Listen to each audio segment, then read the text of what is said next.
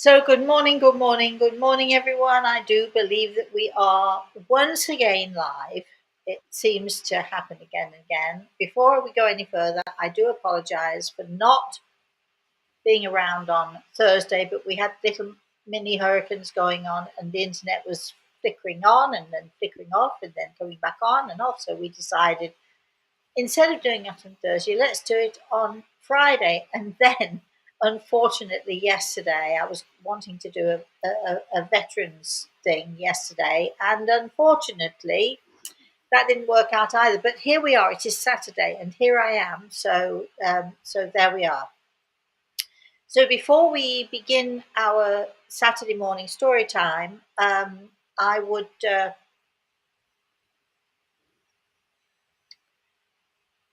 sorry, I'm thinking of story time now, and I've gotten myself all caught up in what shall I tell you. But anyway, so before we do story time, first of all, I'd like to say good morning to Gregel, who, as always, is standing to my right side, and thank goodness. And I would also like to say good morning to Chris. Good morning, Chris. Good morning, Rosemary. I'm glad to see that you might actually be in some sunshine now. Well, it's so funny that you should say that because when um, when I woke up this morning, I had a notification from Alexa. I'm not going to say the name because it'll start chiming in. And I asked what the notification was, and it was dense fog in the town that I live in. Big warnings of dense fog, and I looked out of the window, and it was blue skies, fluffy white clouds, and I'm thinking, well, somebody's got this wrong somewhere. Anyway, we had very, very stern, dense fog warnings, and oh, excuse me, I've got a itchy nose. We've had very strong, dense fog warnings with no at all. So we're thrilled to bits, and I would imagine that as I'm looking out and I can see in front of me, behind me, wherever I look, it's blue skies. I think somehow or another that, and it said dense fog until 12 noon, and no, they're wrong. So I'm pleased that they're wrong with this one. So anyway, but where are you, Chris? I'm on Cape Cod. Okay, that's on the East Coast. East Yes, coast of Massachusetts, yes. right. All the way sort of north and east and cold. Is it cold there? I would say it's in the 60s, but we are currently experiencing the remnants of your Hurricane Nicole. Oh, right, right. Well, we really, it really wasn't so bad, except that power was out in different places. We've got reports of power outages and high winds, and some trees blown down, one thing and another, but not nearly as bad as the previous storm that we just had encountered. So we're pleased about that. Um, so, what are you doing in Cape Cod? Would you like to tell us what you're doing in Cape Cod? On Uh, is it in Cape Cod or on Cape Cod? What is it? Is it on Cape Cod? I think it yes, must be on right. Cape Cod. Right. Yeah. Um, I am meeting up with two of my brothers and their children, and we're going to cook an old family recipe that my grandmother brought over from Sweden. And it's something that takes most of the day. And the best part for me is because everybody participates, that we're all sitting around the table or the counter in the kitchen and just rehashing and learning new things about each other. So it becomes an event, this one meal, really. So tell me again what they're called. These things It's that you're doing. easier to spell it. KROP, and then Crop, the next word croppers, KAKKA. crop, crucker, crop cruckers. How do you say it? Come on, put me out of my misery here. Well, I can only say it the way I heard my grandmother say it as a kid. We call them Krupkraka, but it's really Kaka, I believe. But if Anyway, we have somebody that speaks Swedish or has some Swedish heritage, feel free to chime in. oh yeah, that would be fun. Yes. All right. Well, I know that you're going to be enjoying all of that, and um, I know that in many parts of the country it's suddenly turned cold because my daughter, living right in the heart of New York City in Manhattan, one day it was 70, something like 78 degrees, and literally the next day was 52 degrees. And then it went down even colder to into the 40s. She was complaining about how cold it was, and I just said to her, it's going to get colder and colder from now on.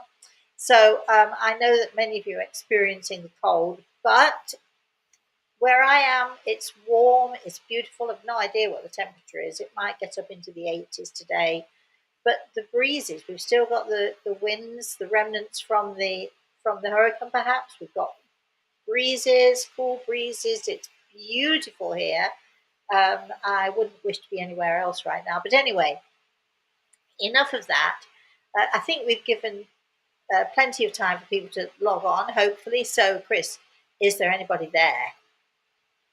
There definitely are people here. It's so great to see everyone. Rhonda's saying it's 30 degrees in Colorado. Um, Whoa! let's see. Two people were remarking very close. I just want to get their names right here. Mary and Anna are both saying, "You look beautiful. You always look so pretty." Thank you. Our friend Jeff from Maine is on. Hi, darling. Is it cold there?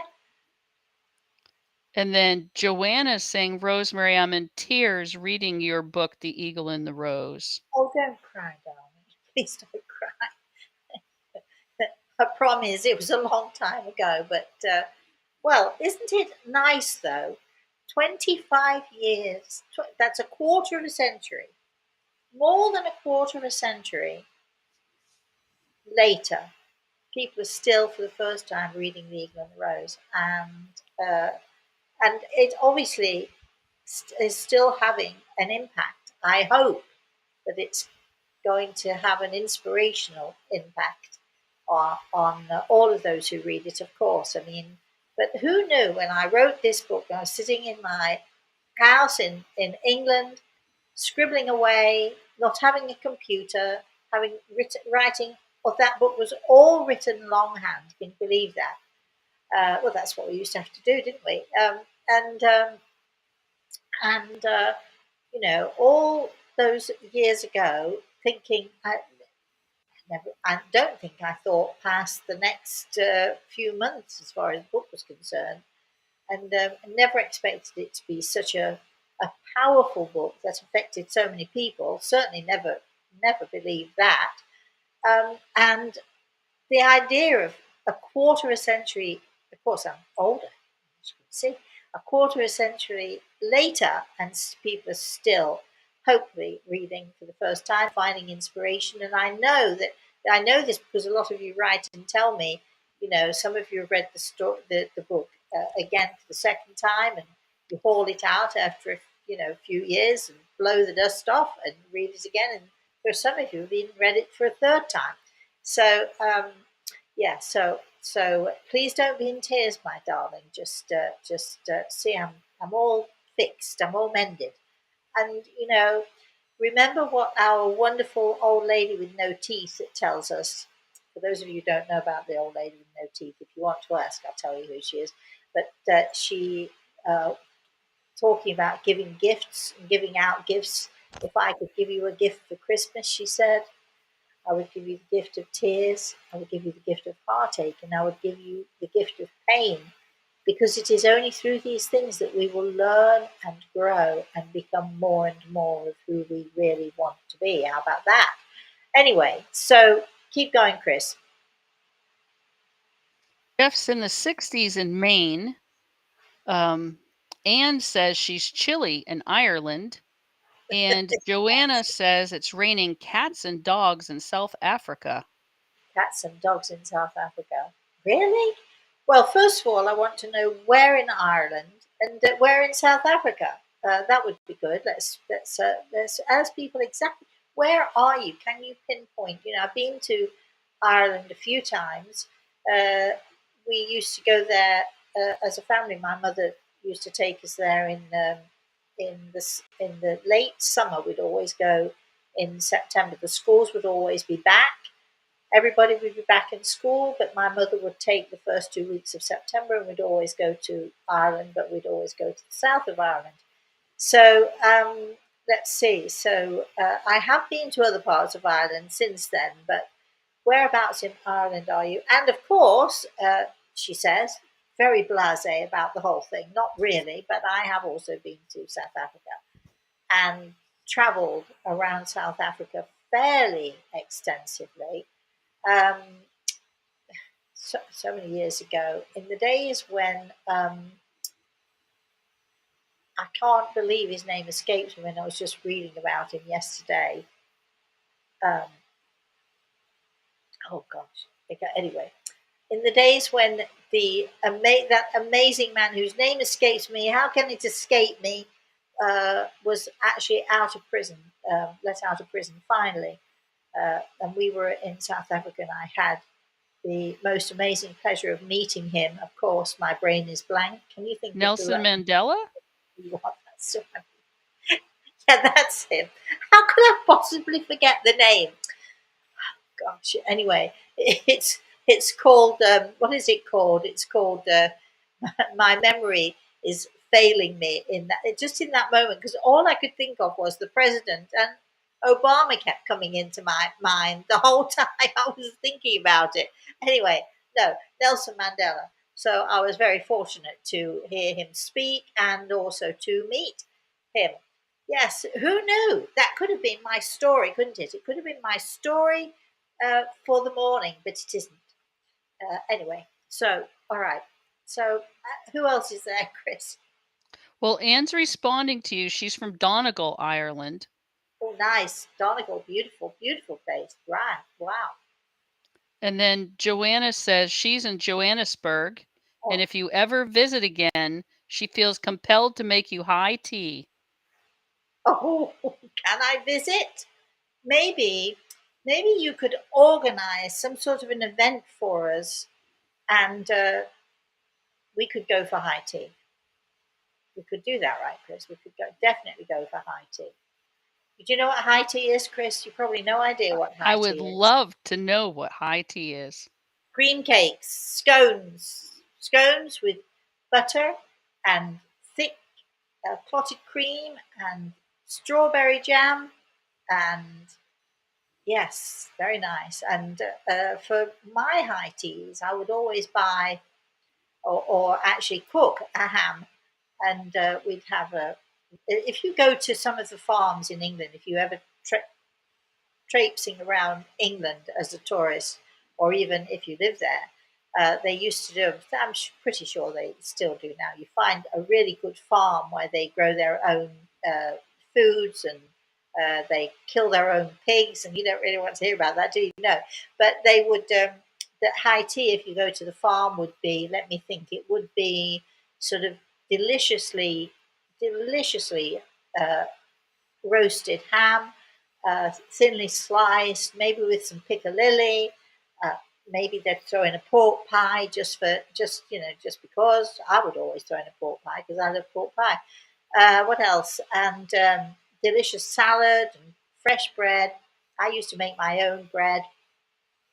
I would brush the tops of the. I would make plats. I don't know if anyone knows what that is. I'd make these plats and brush the top of the bread with egg and sprinkle poppy seeds on. And oh gosh, they were good. Those loaves of bread were delicious and good. So we'd have fresh bread, and then of course we'd have the pastries or the scones with the fresh cream and all of that. And I'm drooling actually, even as I'm thinking about it. I don't know if I'm anyone ready for that. will. Okay. I'm drooling. And while we're on with the high tea thing, I will tell you that my daughter it was so funny because I'm always saying to her, you know, oh, do you remember when this, or do you remember we did, you know, that and that, or what have you? Well, every weekend when she was a little girl, right up to her being well into her teens and maybe even longer than that, I would always uh, bake, cook and bake and what have you at the weekends. And I would always make at least 3 loaves of bread. I would make what I call milk bread. It's probably different than what anybody else calls milk bread, but I improvise as I always do with my recipes. And I would add some milk into the mix of the bread so the milk would be nice and soft, and you know the fat from the milk would make. And oh gosh, now I'm drooling again. Now all I want to do now is to go into my kitchen and make bread. But anyway, I would make breads and pastries, vanilla slices and cream horns, and of course, we'd always make my daughter's favourite would be chocolate eclairs, and I'd have a big spread, and then you know people would just turn up. We had one particular set of friends who would drive 2 hours just probably every other Sunday just let's go to Rosemary's for high tea, and we'd have all these delicious foods. So anyway, so my daughter was in Whole Foods grocery store a few days ago, and she called me. She got home. She was hot foot home, and she said, I just went into Whole Foods and I went by the bakery, and you never guess what they've got in there, Mum. She said they got this fresh baked bread, and it was coated with poppy seeds, just like you used to make. She said, it took me right back, and she said, I could almost smell the fresh bread cooking. Almost smell that smell as it came out of the oven. She said, it whisked me right back to when I was a kid. She said, it was really surreal. And isn't it funny that actually smells can do that to you? I think perhaps more than anything else. I think smells bring us those memories which we love. And I'm thinking, gosh, isn't it nice that my daughter can now tell my grandson about Moses' beautiful fresh made bread? Anyway, all right, moving on. What else have we got there before I go into my story? Well, Anne added petite fours and prosecco, prosecco, prosecco, Proseccoll. I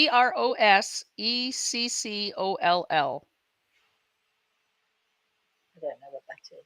Those are things that she Well, serves at high tea.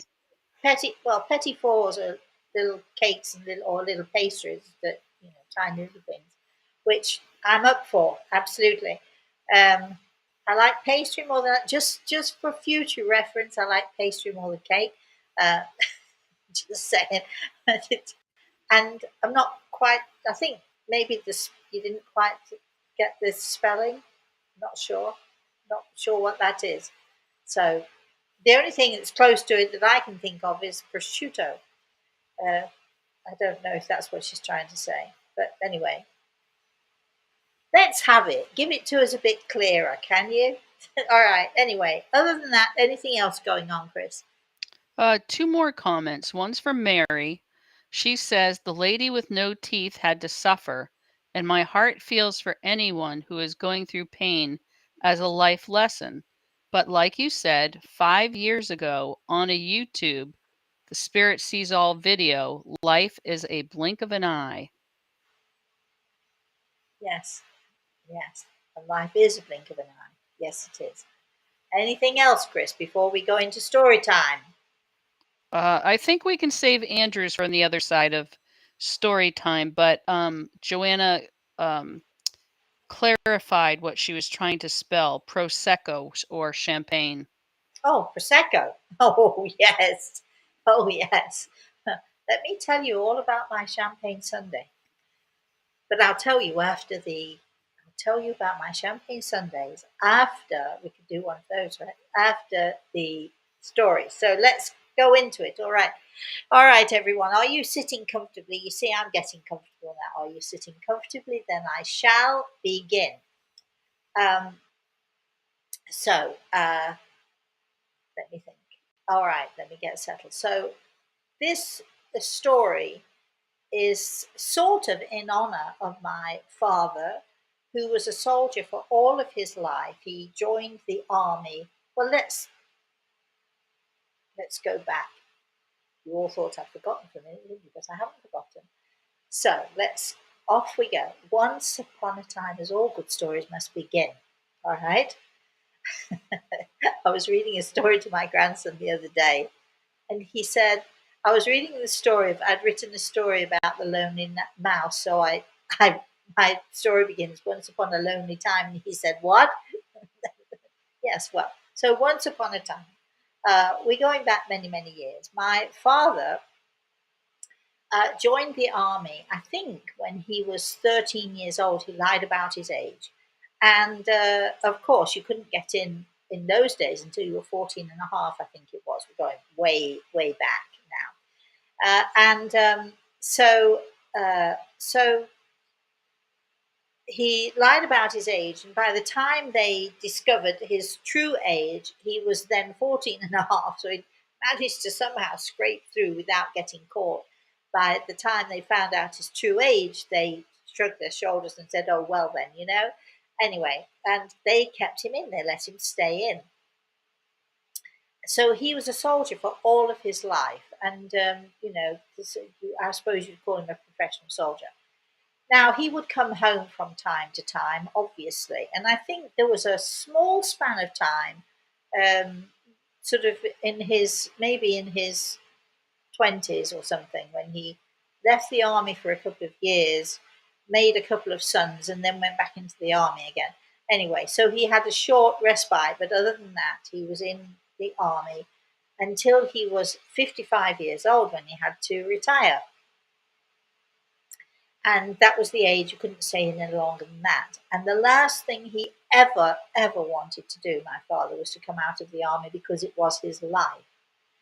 Now, growing up, sort of barely really knowing my father, he would come home for visits. He might be home for a week, he might be home for a few days, or he might be home for 2 or 3 weeks, but really nothing much. When I was 6 years old, we went to Germany, and we were in Germany. We stayed in Germany for a year, and that was the longest time that I really knew my father, got to know my father. But I think it's fair to say that he's looking at me. He's just popped in to listen to this story. Whoops. All right. Well, it is what it is. And I think it's true to say that all of us, my sisters and I, my brothers they were grown. They had left home, and in fact, both went into the army. They were conscripted into the army. Anyway, so I think it's fair to say that the four of us girls, we were definitely afraid of my father because he had um, a temper. Not that he screamed and raged, his temper was much calmer, much more deadly, much more scary, I have to say, which is, I suppose, in some ways the way I am, because if I go really, really quiet, that's when it's like the calm before the storm, except there's never really that big blow up storm. It's sort of, but it's the calm. And I suppose it's when it's in the calm that we have to watch out.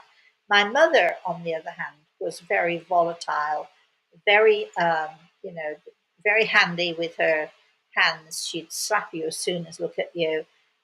So as kids, we were between these two parents who, one silent but deadly, and the other one sort of, uh, you know, very often out of control and screaming and raging and so on. So we were stuck between these two. But for a long time, my father was in the army, so we only saw him briefly. When he came home, however, in fact, I would say it's fair to say that pretty much every time he came home, uh, it would always end with my parents shouting at each other, arguing. It would always end with my father leaving, slamming the door, and walking out. So as you grow older, you sort of, this is the pattern. And I don't know that you think that everybody else's life is the same as yours. I don't think you think really that far, but you just assume that this is the way of life, because it's certainly the way of life it was certainly the way of life for us. When I was 11 years old, my father came out of the army. He was forced out of the army, he was forced to retire. And he joined what was known as the Commissionaire Corps, which was, he was wearing another uniform. And in fact, he worked his way up to become head of the Commissionaire Corps in the city of Leicester, where we lived at that time. So, okay, so I'm sort of giving you a general picture of my father, who served his country all of his life. So every Remembrance Sunday, every Remembrance Day, every 11/11, I always think about my father with somewhat a great deal of pride. He might not have been a really great father, but boy, oh boy, he was a great soldier. And he served, and he was very proud of the fact that he was a soldier, and he was very proud of the fact he'd gone through the war. He'd survived that. He was often parachuted into enemy lines. He did a lot of that sort of thing as well. There was much more to my father than you would ever imagine. Just looking at him, 5'6", very slim built, but always stood ramrod straight, shoulders back, square, and he looked taller than he was, I think. But he was a big man in so many ways. Even though small in stature, he was a big man in many ways. And I would think also that some people would describe him as ruthless, because when he needed to be, boy oh boy, he could be ruthless, and he was very tough on us as kids, very tough on us as kids. So here we are, and yesterday all of the memories flowing, because that's what it does, which is why I mentioned Samantha and the bread. She had her memories. Oh, thank goodness she had some good memories. Warm, fresh baked bread just coming out of the oven. And my memories are somewhat different. But I thought I would tell you this one story about my father, who I was definitely terrified of, without a doubt, but also somewhat in awe of, because he was, as I've said to you, he was a big man, and he had a presence which was, you know, you knew when he was in the room, you knew when he was about. We didn't always like it, but at the same time, it was a very imposing presence. And I can't speak for my sisters, but I certainly took notice of him and paid attention to him as best as I could. So now, as I've said, he came out of the army. I was 11 years old, and my brother had my eldest brother Terry, who is also there. Nice. All right. So, and he was a soldier too, by the way. Anyway, we've got a house full of people here. Oh, that's good. All right. So my brother Terry decided that he would pay for me to have singing lessons, and he also had a girlfriend who was musical, and in fact went to a special music college, and he somehow persuaded her to give me piano lessons. And we had a very old second-hand piano, a little upright piano, and it was always kept. We had two rooms: the sitting room and the living room. The sitting room was the room that we only opened up when we had people come to visit, which was rare, maybe once a year perhaps. So there was never a fire going in there. It was freezing cold in there in the winter times, and very often I would sit in that room in my coat. I don't know why we've got a split screen, Chris. We've got, there you go. And we would I would sit in that room wearing a coat and a scarf, and and a hat and muffled up and freezing cold. But it was my place. I don't know if you can understand that. It was my little haven of a place where I could go and just be myself. And rarely did anyone say, stop playing. They would turn the TV up or whatever they do. Anyway, so all right, now we are here, and it is Saturday morning. So many stories I could tell you. It's bringing back so many memories. But anyway, I'm going to tell you this one particular story. You may have heard me tell this story before, but anyway, here we go. So I was how old was I? I was 15 by this time, and I'd met this wonderful boy. I was nearly 16. I might have been nearly 16, right? And he'd gone away for 2 weeks on holiday, and I was left behind. And 16 years old, and you were romantic. I was a romantic, and still a romantic right now. Anyway, but there I was, and pining for him, and all the stuff that goes along with that. You can imagine that. So I was sitting there, sort of in my little, small, dramatic, little, romantic, heartbroken space, right? And no one in our house, I think it's fair to say that um, I certainly felt that no one saw me, unless there was trouble, unless there was someone to blame, or unless there was someone to point the finger, unless my mother was in a raging temper, which was fairly often. They No one really saw what was going on inside of you. No one really actually looked at you and saw a person. They looked at someone who irritated them, or they looked at someone who they could sort of lash out at if they were not feeling, you in a good mood or what have you. But I think it's fair to say that nobody, or certainly I thought no one really saw me until this particular day. And in retrospect, as I've gotten older, I realized that my father must have seen me pining away, and he must have seen the heartbroken poor me. And of course, playing the piano, I'm sure that the things I were playing that I was playing were sort of you know uh, a little bit sentimental, maybe a little bit dour or what have you. Anyway, so there I am. It's Saturday morning, and it happened to be a sunny summer day. So no coats, no hats, no scarves, none of that. There I was, playing by myself, thinking that I was just there was just me in this room by myself, which was great, and I was sort of lost in the music and lost in my playing. And suddenly, unexpectedly, because nobody ever disturbed me here, right? It was my space. So suddenly the door slid open. My mother had sliding doors in all of the downstairs rooms. Anyway, so this door slid open, and my father stood in the doorway looking at me.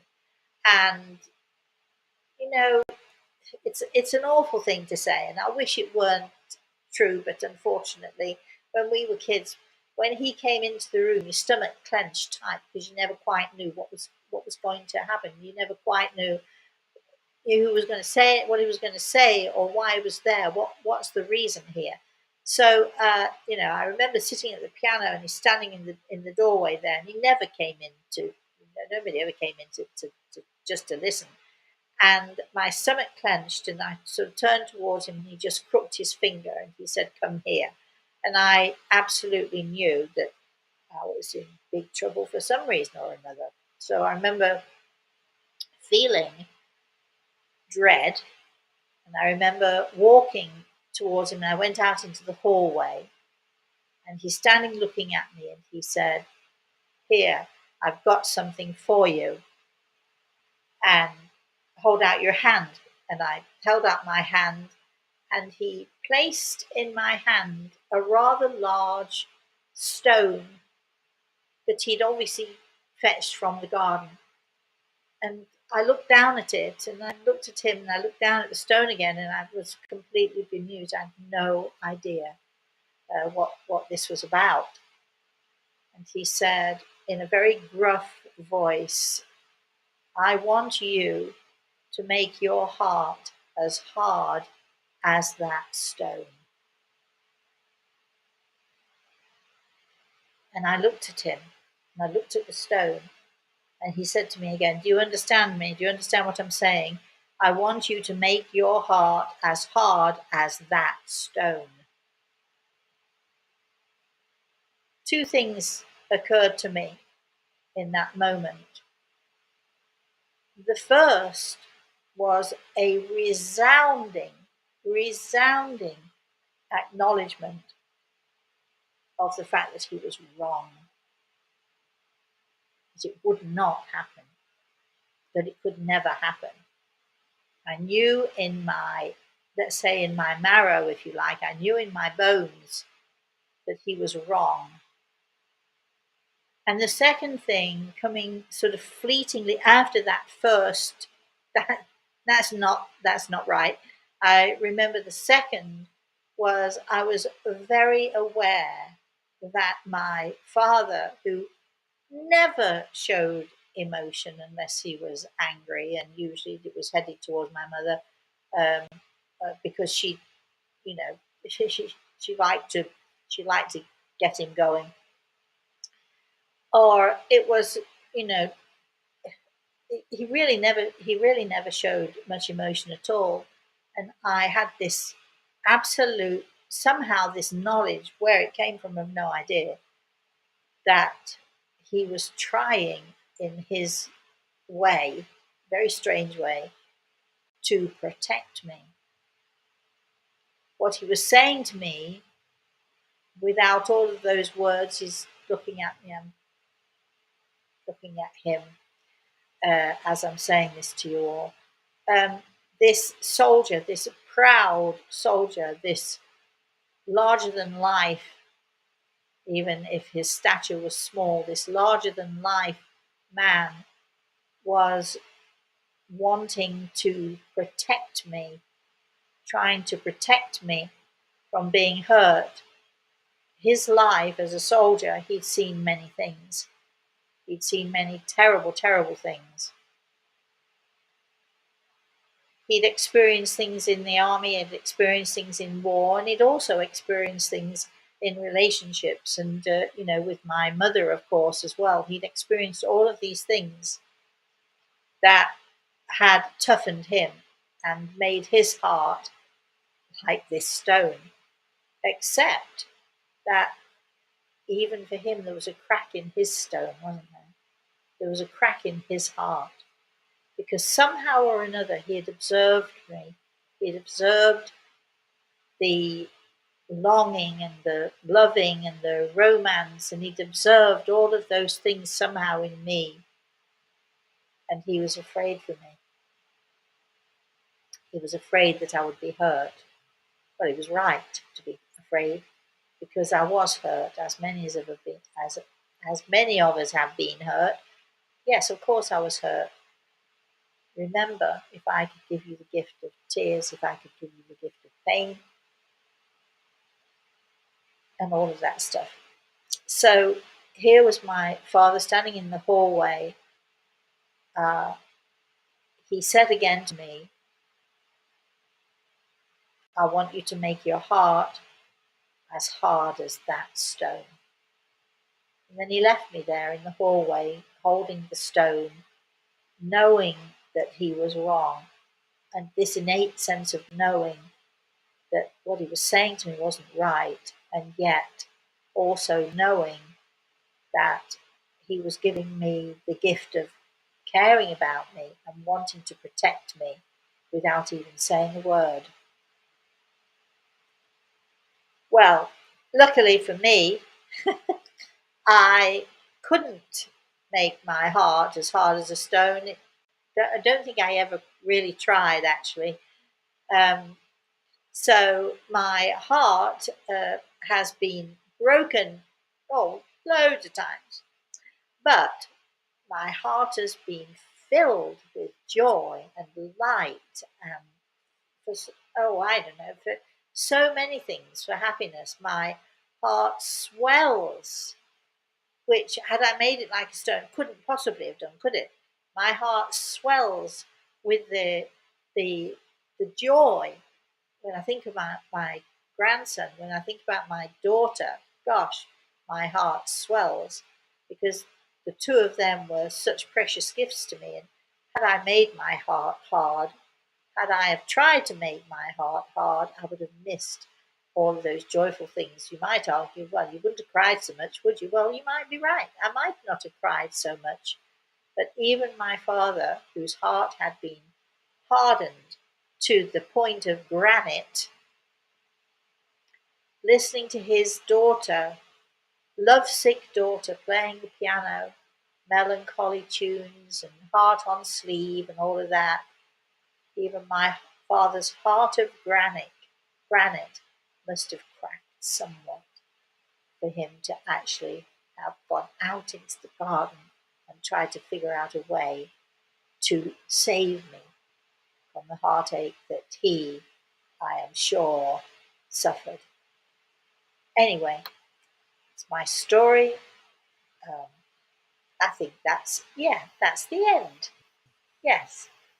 So it was a good story, I think, and it's a story that teaches us, you know, it's even if we cry and even if there is pain, there's also joy. There's always something in there that we can find and look forward to. And gosh, could you imagine that if I'd made my heart as hard as my father suggested that I should, can you imagine what I would have missed in holding my grandson close to me? I remember the first time I held my daughter in my arms. Boy, oh boy, that was something. That was really something. Imagine if my heart had been that hard or unfeeling. I wouldn't have I wouldn't have had that experience either. So, you know, so I hope for all of you out there who are saying to yourselves, I'm never going to let this happen to me again, and I'm never going to do this again, I'm never ever going to do that again, I'm never going to be so vulnerable again. Um, don't think that way. Be a mushy person. Be like me. Keep your heart as soft and as wonderful and as beating thoroughly and joyful as you possibly can. Yes, of course you'll be hurt. Yes, but boy, oh boy, you'll miss so much if you don't keep your heart open and joyful and willing to absorb and to accept all the wonders of this world. Okay, that's it. Okay, Chris, how are we doing over there? Good. A lot of comments so far. Good. Uh, Let's A- do that. Andrew says, I've heard of tough love, but that seems a bit extreme. That was my father. He was a big man. All right. Then Annika says, how sad it is to feel like you have to turn your heart into stone. And in a way, a very sweet token of his love for you. Well, it was. I mean, I'm not sure sweet is quite the word I'd use. What he was trying to convey was, yes, stronger than tough love. He was trying to say to me, all in that one, giving me the stone, which I do not have any longer, by the way. I don't know what happened to it, but all in that one moment, in that one brief moment when my father showed his humanness and his fear and his concern for me. Um, that's something. Great memory. Chris, keep going. Joanna says, such a beautiful story of parental protection and love. Keep going. Cheryl says, your father's outer shell came down and he tried in his own way to let you know he cared. Yeah. His heart cracked. That granite of a heart just cracked, didn't it? I'm so VM, pleased for that, I'd say. VM says, that's a great story. And Gary says, love all your stories. Oh, Gary. Where are you anyway? I want to hear how you're doing. Then, before you went into your story, Andrew had said, I have been celebrating Remembrance Weekend by reading the book about Lester Coltman by Lillian Walbrook, published in 1924. It's Oh, worth reading for the English vocabulary alone, and oh, thus I mention it here for your cognizance. It's about a man who is killed at 22 years old in the First World War, who one might say describes in Lillian's book most eloquently his experience while sojourning in the spirit realm. Oh, Andrew, can you email the title of that book and its author to me, please? It sounds like a great movie that I'd like to read. Funnily enough, you might like to watch the movie that I watched the other evening. I don't quite know how I came to watch it. It's a true story, or based on a true story of um, a prisoner of war, Polish prisoner of war, who was in Auschwitz for quite some time. We all know that Auschwitz is the dreaded and supposedly the worst of the prison camps that the Nazi Germans had going. Anyway, so but he, prior to his being taken prisoner, he was a boxer, and I can't give you his uh, full name because I couldn't even pronounce it anyway. But he was known as Teddy. His nickname was Teddy. He was Polish. He was quite a well known boxer in Poland uh, before the war. And then, as I've said, he was taken prisoner and put into Auschwitz, where once they realized, I'm not going to tell you too much about the story, but once they realized that he could box, the Germans would put him up against different uh, other boxers. Anyway, it's a fascinating story. It's called The Champion, and I do believe I found it on Netflix. It's either Netflix or Prime, but I do believe it was Netflix. But I'm not. Don't hold me to it. But for those of you who like true life stories, uh, I have to say, little gruesome this movie. It's Auschwitz. You're going to get some gruesome stuff. It's during the war. It's the Polish prisoners of war who went through dreadful hardships.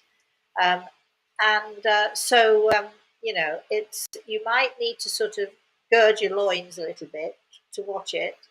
Um, but I found it really fascinating. And Andrew, if you like the book that you just described to me, maybe you'd like this movie too. I'm not going to tell you the ending.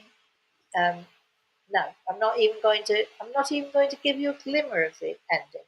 But it's a great movie to watch if you could stand a little bit of the gruesomeness. Not too much, I'm pleased to say, but a little bit of it. If you can stand that, then it's a great movie for you. And maybe it's on Netflix because it's sort of in remembrance of the war. It's remembrance of I should say, the Second World War, because there have been many wars fought since then, haven't there? But unfortunately, but a Second World War story, and you know, it's you know, I think so many people, you know, oh well, that was past, or that's in the past. What's it got to do with now? But it has everything to do with now. When we read these stories or when we watch movies like this, it's got everything to do with the now, because I think that when we remember the soldiers, it's hard for the young ones to even consider what it might be like to not have freedom, to not have freedom of speech, to not, you know, we're living in America, the home of the land and the free. I'm not sure quite that that's true, but still, but you know, the sentiment is there. In England, we look at the freedom of speech that we have in England. It's amazing. We would never have had any of those freedoms. We would have never been. We would never have had this society had not the soldiers, those amazing, incredible, brave soldiers, my father being one of them, and I'm very proud to say that. Had they not fought for us and, you know, given up their lives, so many thousands and thousands and thousands of them given up their lives in order for us to have the freedom that we take so easily and so readily right now. And unfortunately, that so many people abuse. But anyway, that's a whole other story. Chris, keep going. All right. Annika's asked asking, did you ever talk with your father after his passing in the spirit world about his feelings and hurts? Um, well, I'll tell you another story. It is story time after all. It is Saturday morning, isn't it? Story time. I'll tell you another story. So let's begin with just a short story, but as always, all good stories must begin once upon a time. I remember a few years ago, and I was in Vermont at the time. I was living in Vermont at the time, and I remember it very, very clearly. For one reason or another, I woke up in the middle of the night, well, sort of early morning time. I woke up. Um, I must have been having a dream of some kind, and sort of I sat up in bed, thinking very much thinking about my father, and thinking of, as you know, you've rightly mentioned, the hurts and the pains that he went through and the awful stuff that he went through. And as I'm sitting upright in bed, I've sort of got my eyes closed. I'm sitting up, trying to sort of figure out what the dream is about. And I feel the bed go down, and I look up. The bed going down as if somebody's sitting on the bed, and I look up, and there is my father. And I just wrap my arms around him, and he wraps his arms around me, and we just sit there for quite a while, and he's sort of rocking me back and forth. And over and over, he's repeating to me, I'm sorry. And he was sobbing, I'm sorry, I'm sorry. I didn't know, he kept saying. I didn't know, I just didn't know. And I took that to mean that he didn't know how my mother treated us when we were kids, how she manipulated him into some of the beatings that he gave us. And he was so distressed and so distraught. Uh, he just wanted to tell me. And when he said to me, I didn't know, it was not an excuse. He was not excusing himself. He was just really, really, really sad and really upset that we had had this life together when we were kids. And I also think part of his saying, I didn't know, and checking with him as I'm saying this to you, looking at him, I, I think he just didn't know how to express himself. He didn't know how to behave. He didn't know what to do with the hurts that were inside of him. Anyway, so we sat there for quite a little while, and then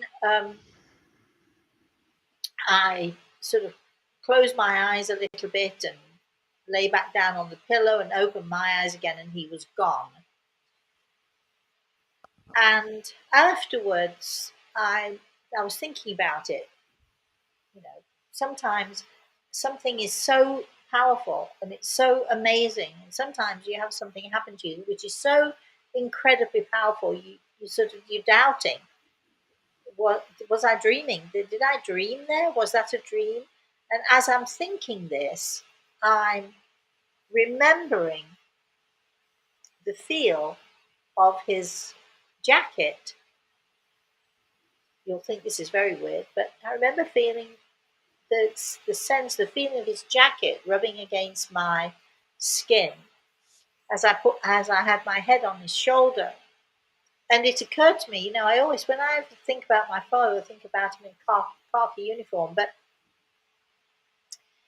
um, after I was married, I remember my husband he was a bit of a clothes horse. He liked clothes, and he worked in a fashion industry. So he had quite a few jackets of one sort or another, and he had a couple of tweed jackets, one of which he was sort of going to throw out. Nothing wrong with it, but he just replaced it with a new one.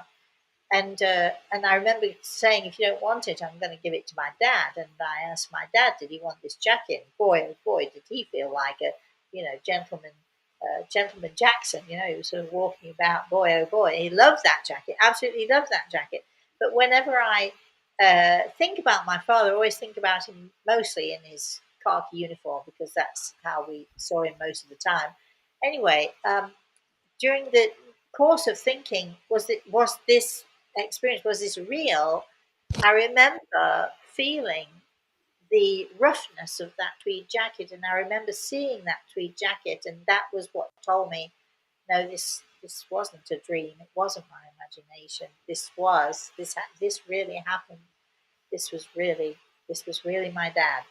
So we do share a lot. I'm not sure that he's ever sat down with me and told me his life story because, well, why would he need to? We tell each other what we need to know. Anyway, wait. The end. That was the end of that short story. There you go. Now, anything else, Chris, going on there? Well, I know we're coming right up at time. There's a couple of more comments. Cheryl's asking, I wonder how we decide what skills and abilities we will have when we come to the Earth experience. Are they just randomly given, or do we pick them out before coming? Oh, I think no. I think there's so many things that I like the question, but I think there's so many things. I think it depends on who we're around as we're growing up, who influences us. It depends on the opportunities that we get. I mean, for instance, I like to play the piano, um, and played the piano when I was younger, but only because my brother, went out with this girl who taught me the piano. I'm really, really good at design, but only in design in my way. And of course, you all know I like to cook, but that's just sort of experimenting and having a curious mind. And I don't think that we are. I think we all have certain abilities and certain skills. Unfortunately, so many of us don't even get the opportunity to test them out or to try them out.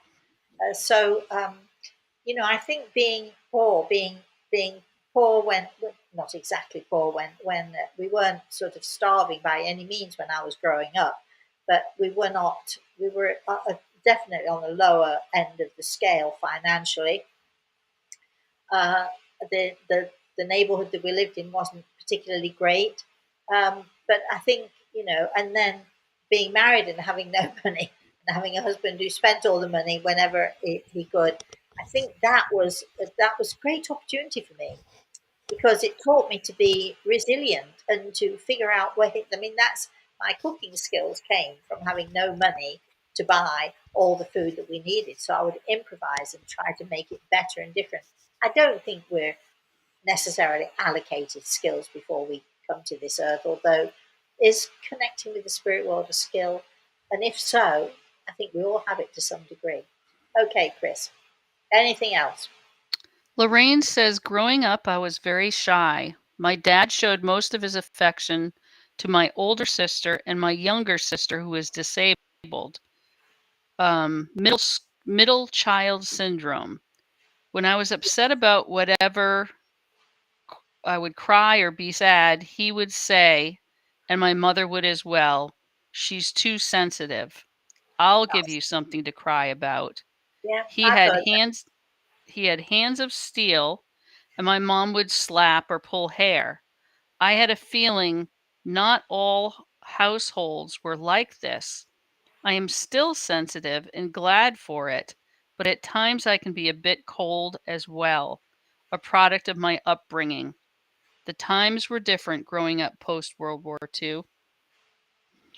Well, just remember, okay, my darling, I don't believe that anyone is too sensitive or oversensitive as I was. I'm a after the war baby, but still, we came up in a rough neighborhood. My mother's hands were, oh boy, she could knock you from one side of the room to the other without even stretching or taking a breath.